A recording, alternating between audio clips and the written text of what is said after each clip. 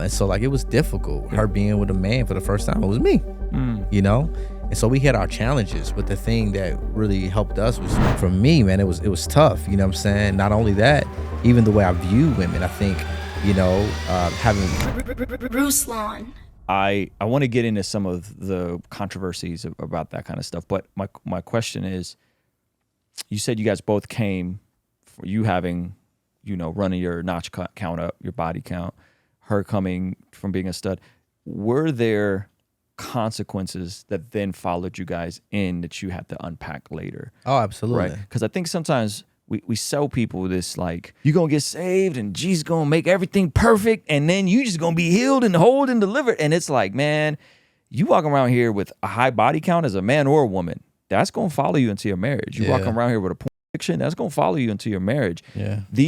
We don't get away often without just, now God can definitely just deliver people, right? And some people definitely, their ability to pair bond could be restored or whatever, right? But the data and the research has shown that like the people most fulfilled in the marriage are like evangelical Christians who have the least amount of partners before getting married, which is crazy to think about, right? And the practical side is because you have nothing to compare it to, right? You got nothing to juxtapose it to, but then it's also, there's just something to living out God's ways. But for people who come from pretty heavy backgrounds, you know, come from addiction, which I've dealt with, or come from trauma, which I've dealt with, right? I don't think folks understand that these things do follow if you're not intentional on dealing with them before getting married. Preferably before even dating and courting, right? Yeah. So can you speak to that a bit as both of you guys coming in and having some pretty heavy testimonies and what's that been like? Yeah, no, for real, that's a really good question. I mean, you know, one, I just want to say, I hear a lot of times people in the world who feel like Christianity is like bondage because the faith doesn't allow you to live your life. I think they don't understand that God calling us to live in the way he has created us is really just his love and his wisdom, because we were not meant to operate outside of the way he has created us. That's right. And you know, the beautiful part is the world is slowly starting to catch up and acknowledge that. Yeah, bro. In terms of the data, I'm not sure if you know what the Whatever podcast is. Pretty big podcast, dating podcast, like 4 or 5 million subscribers. Michael, sits in the 17. He's like one of these guys in the red pill space. Was just talking about this and then like stopped, shouted me out and said the only people having successful marriages and successful lives is evangelical Christians. Wow. Hey, shout out to Ruslan. I know he's gonna clip this. That's right. That's you know, what's up. And so it's like the world and the data is just now catching up and acknowledging that what you're saying is true. That God's ways are good and they're for our best interest. And that's the reason why I feel like people be capping, or not even just really capping, or either just really misinformed when they say the Christian worldview is harmful, yada yada yada. Oppressive. It's like, no, like oppressive. It's like no, like God, like when you read the scriptures, we see that God loves us, and anytime something that is created operates outside of the way it was created, it's going to, you know, it's going to be affected in some ways. And so, and that remains to be true for even Christians like us. I mean, me, who had multiple partners, and my wife, who, you know, came out of a life of homosexuality. I mean, you know, we had like God doesn't hold our sin over us, but there is a lasting effect that sin can carry. Right. And this is the reason why God tells us to stray away from it. Right. And this is the reason why sin has jacked everything up. And so, coming into marriage, bro, like I had to fight, you know, early on, not to think about all the partners I had. And this is the reason why God wants us with one wife. That's right. Because he don't want you to be thinking about Keisha's lips and Jessica's hips and the way she used to do this and the way she used to do that, right? And so this is the reason why so many men in the world, they have so many sex partners, not just because they're players, it's because they're broken, right? They need multiple people to kind of confirm who they are, because they don't really know who they are, right? And so we're searching for love and affection in so many different people, because we don't even know what it feels like for one person to kind of like help, you know, not complete us, but to help us come together with us to fulfill the glory of God for our lives. And so for me, man, it was tough. You know what I'm saying? Not only that, even the way I view women, I think, you know, having multiple sex partners in the world, you know, I unknowingly view women not in a super disrespectful way, like people, like rappers in the world did, but I also kind of viewed them in a way of them being a way to fulfill something in me and not me really loving them. Like how can a woman serve me in a way that will mask or help wound or attempt to wound this deep insecurity in me? Yeah. And so I wrote in a poem one time. I was like, I forget the line, but I said something along the lines of I treated women just like bodies and not something precious to be held. And so God really had to just correct a lot of stuff early on. And not only that, I was married to a woman who came out of the lifestyle, who didn't like men and who saw men abuse women her whole life, right? Which is one of the things that kind of drove her into home in the first place.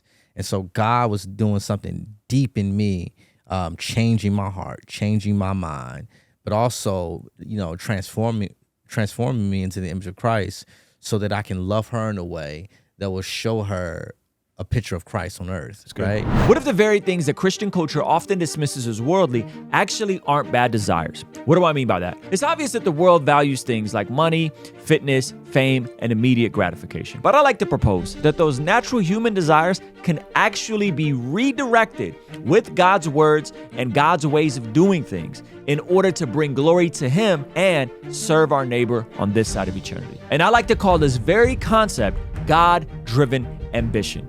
And we'll be unpacking all of this at my very first live podcast in-person gathering happening August 26th in Oceanside, California.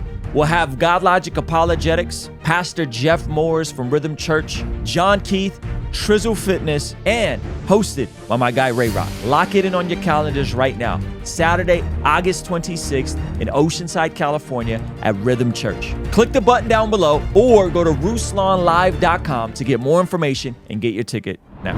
And so it was difficult. Her being with a man for the first time, it was me, And so we had our challenges, but the thing that really helped us was we were friends. Yeah. So you guys, you had that vulnerability and ability to talk. Yeah. Just communicate. To talk, be honest. Yep. There's a lot of marriages that don't have that. Yeah, man. And this is the reason why I tell people all the time, like with us, we're really not supposed to be married. Like straight up. Like I'm supposed to be on the south side of Chicago somewhere, still selling weed, probably working at Popeyes, like real loser type. No shade to people who work at the Popeyes. What I'm saying, like I had no direction in life. You know what I'm saying? And my wife, I mean, she is not supposed to be married with like 4 kids and a husband. You know what I'm saying? That's not the bulk of her testimony. Her testimony is that Jesus saved her, but we're not supposed to be here. Yep.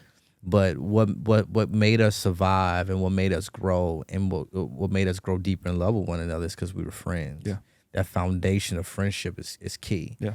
And if you have a solid friendship with a person and you guys both love God, God can do wonders with that relationship. That's good. I think about the practical side of family, marriage, children, and I think a lot of men don't understand that after you get married, there are going to be seasons where you go without. Oh, absolutely. Right? And so the most obvious one is when your wife pushes out a human. Yeah. From her, I don't think we understand, like, she is pushing, if you've never seen a child be born and you're a single dude, you don't understand what that does. Like, first of all, the miracle of it is nuts. Yeah. Even watching a woman, like watching a child or life develop inside of them. Yes. It's and crazy. the toll it takes on the body and just the mental and the emotions. It's crazy. And so I always tell guys, she's not trying to give you jobs and oral after she pushes out a human. Like, you're going to have to be patient. Right. 8, 12 weeks, maybe longer. Yeah. And no one prepared me for that with my first kid. Yeah. No one sat me down. Because people, we started doing this thing where we started sitting down brothers before they got married and just giving them the real about like your wedding night, especially if you were dating. That's actually really good. I talk about this all the time. That's so good. If you were dating a virgin or someone that wasn't super promiscuous and you were, or you were looking at, we would sit brothers down and be like, look, man, you gotta be very delicate. Like, it's probably gonna hurt her. It's you know what I mean? And just really trying to brace people for like what's about to happen on your wedding night. Because you got this.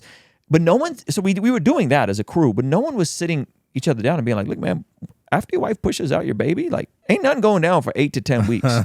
You need to be prepared. And I think if more men knew that, they would be more diligent on killing their sin. Yeah. They would be more locked into like, I gotta get this worked out.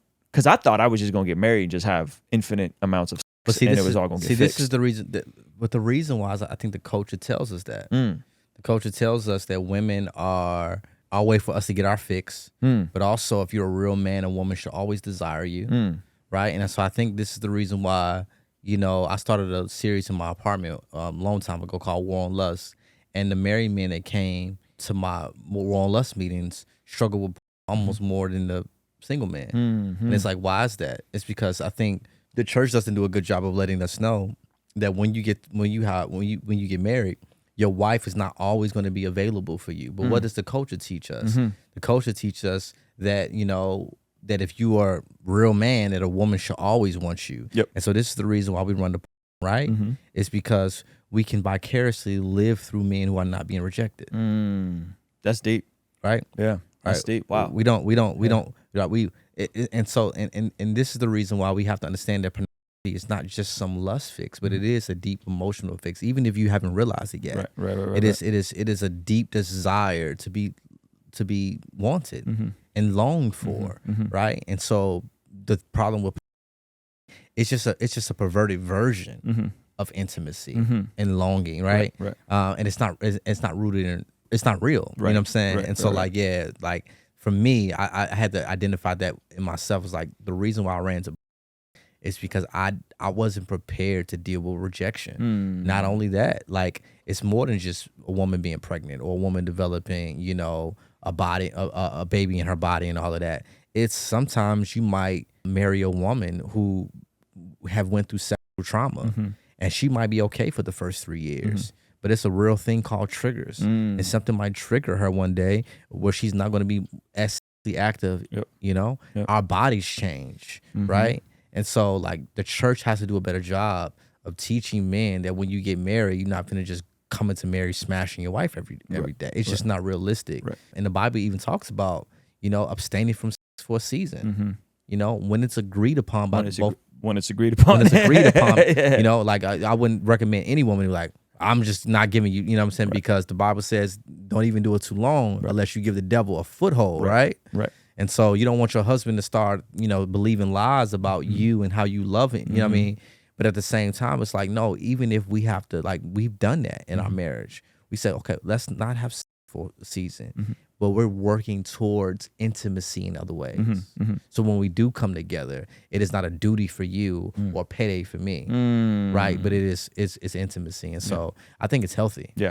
I think there's this tension of, there's a lot of men in marriages, but then there's a lot of men who don't know how to be and not defined by it. Yeah. And the reality of the need for intimacy for both parties. Yeah. Right. And genuinely wanting to serve each other. Yeah. That's what it should be. Right. Yeah. So I think it's this interesting tension that we're wrestling with, and people are talking past each other. And the reality is, you can read all the books, you can go to all the conferences. Some of it is just going to take work. It's going to take work. It's going to take you being in community with people that can speak into you and the consistency of that. And I think you're right. I don't think we properly equip men for the realities of that. Facts. Guys, we're going to go over to our Patreon exclusive. I got a couple more questions for Preston Perry, specifically when Roe v. Wade got overturned and some of the backlash that he caught or didn't catch.